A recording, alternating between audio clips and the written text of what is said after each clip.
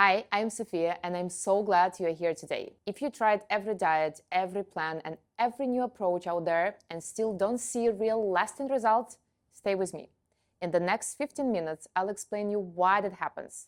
And this might be your first real step to finally break the diet fail cycle for good. And by the way, I have a little gift for you. If you want a free one-on-one consultation where I'll help you build a realistic plan to improve your health, body, and relationship with food, stick with me till the end and I will tell you exactly how to get it. I've been working as a nutritionist for the past 12 years, and 10 years ago I founded the Body School service. Together with my team, doctors, nutritionists, and fitness trainers, we help people not just lose weight or improve their health, but build sustainable, healthy relationship with food and their bodies. Our approach has already helped over 5,500 clients in 32 countries, and today I will share the core principles behind it with you. Okay, let's dive in.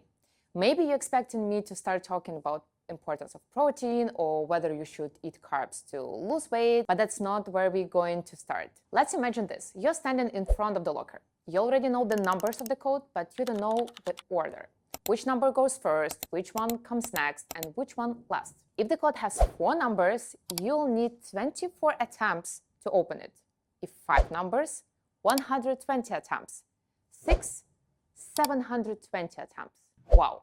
You could know all the elements, but unless you know the sequence, the system, the locker stays closed. And more elements you have, the harder it gets to find the right order for them. Now, what does this have to do with fat loss? You already know more than enough. You consume endless advice, conflicting tips, and must-dos online.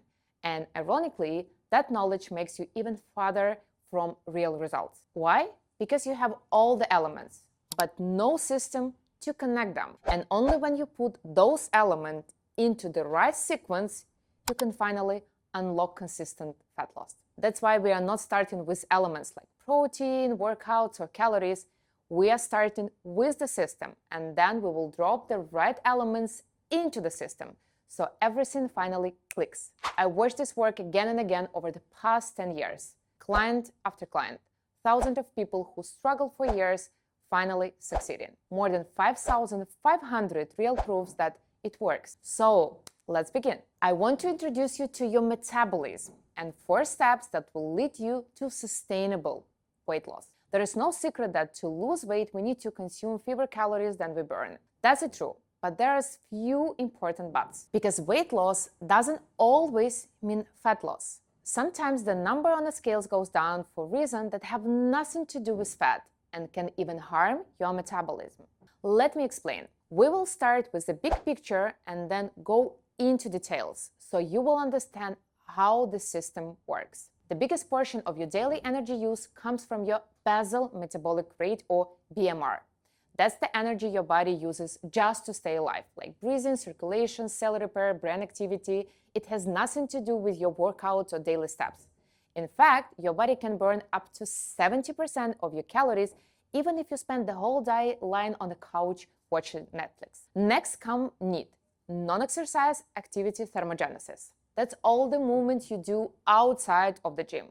Walking, cleaning your home, cooking, gardening, playing with your kids, even gesturing while talking or recording a video.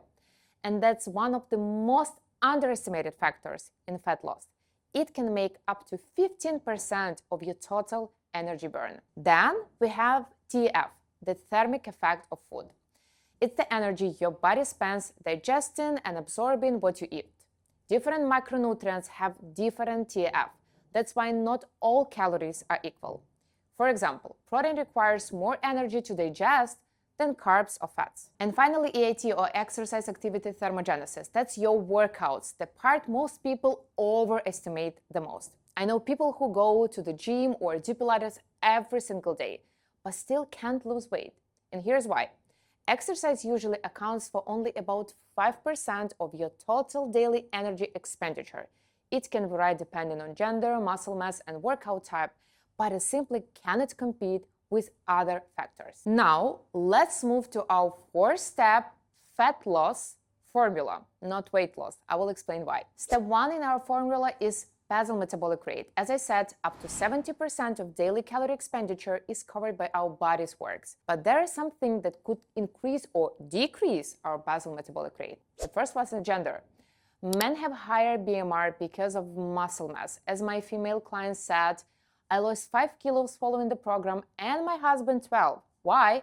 Muscle mass, darling. I know it's not fair, but muscle mass are metabolically active, meaning that to support them, the body burns more calories every single day.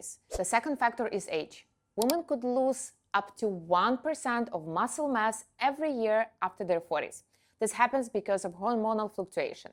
The less muscle we have, the lower our basal metabolic rate becomes, since the body needs less energy to support muscles. And previous weight loss experience. Every time we aim to lose weight, we lose not just fat, but also muscles. This is especially true when we have a large calorie deficit, restrict carbs, follow juice cleanses, or use GLP medications without nutritional and workout support.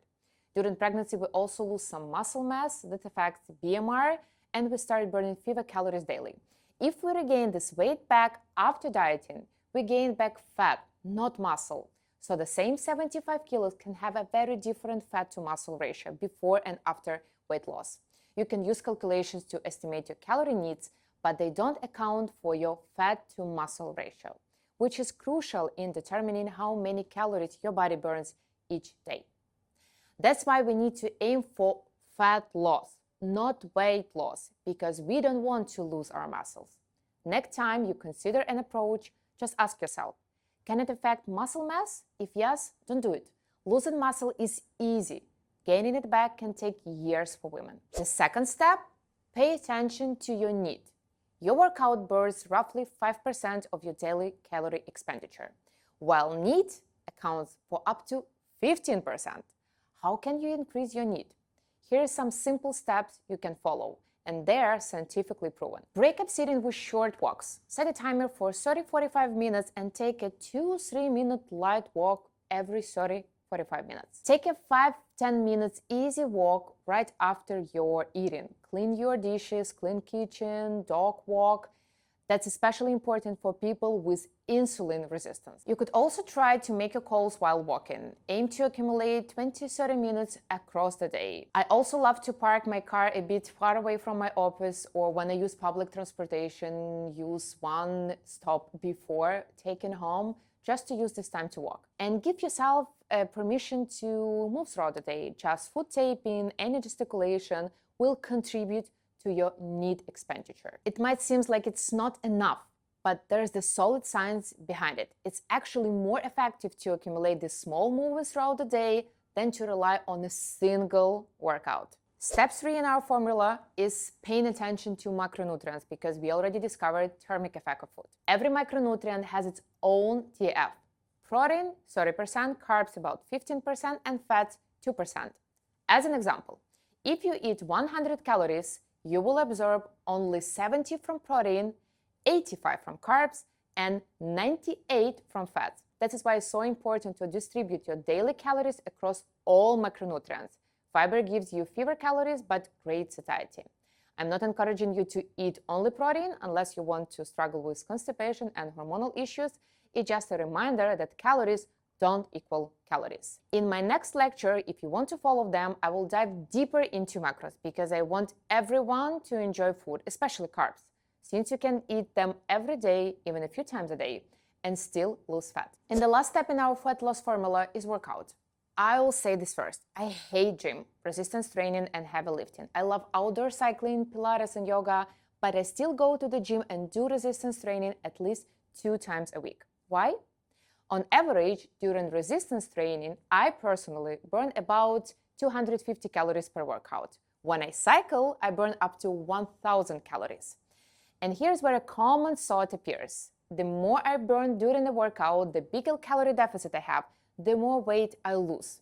And well, that's not true, especially if your goal is to lose fat, not just weight, including muscles. Cardio workouts like running or cycle help burn more calories in a short period of time. Resistance training burns fewer calories during the workout itself, but impacts something else. And first is your post-recovery. To recover, your muscle uses calories for the next 24-72 hours after the workout. So you're not just burning calories during training. Your body continues to burn calories for days afterward. Resistance training also increases your muscle mass, which raises your BMR or resting metabolic rate, the number of calories your body burns daily, even at rest. Resistance training is like passive income. You invest once and your cash flow keeps growing even when you're not doing anything specific. That's why I encourage my clients to focus on long-term goals, not just weight loss, but fat loss, because we need to preserve muscles. Don't focus on how many calories you burn specifically during workout, but on how much energy your body can burn even while resting. That's really important. That's why I will mention it one more time. Lifting weights leads to less calorie expenditure compared to cardio training. But what they influence is resting metabolic rate, which is a part of basal metabolic rate. What does it mean? It means when we force our muscles to work, they burn calories even the next day, helping us burn more calories while resting. And why it's so important, why I mention it over and over again. If the person is losing weight, including muscle, not just fat, their basal metabolic rate drops, because the less muscle we have, the fewer calories our body needs throughout the day. Then when we gain weight back, we gain fat, not muscle, and our metabolism remains slow. We call it metabolic adaptation, when our body adapts to this. And here's a perfect example of one of our clients. We work on her metabolic adaptation for the 8 months. To understand the elements you should or should not do for weight loss, you need to understand how weight loss or fat loss works, how our body works. And that's what I wanted to explain in this short video. And here's what I promised, a free one-on-one consultation with me. If you recognize yourself in these mistakes, it's time to change things in a healthy, structured way. Below this video, here's a short quiz. Fill it in and we will see if the body care program is the right fit for you. I'll personally reach you out to help you build a system that supports your body, not fights it. And if you can't wait any longer and want to join our program and work personally with my team and me, click the link and join our community of people who enjoy their body and food. See you!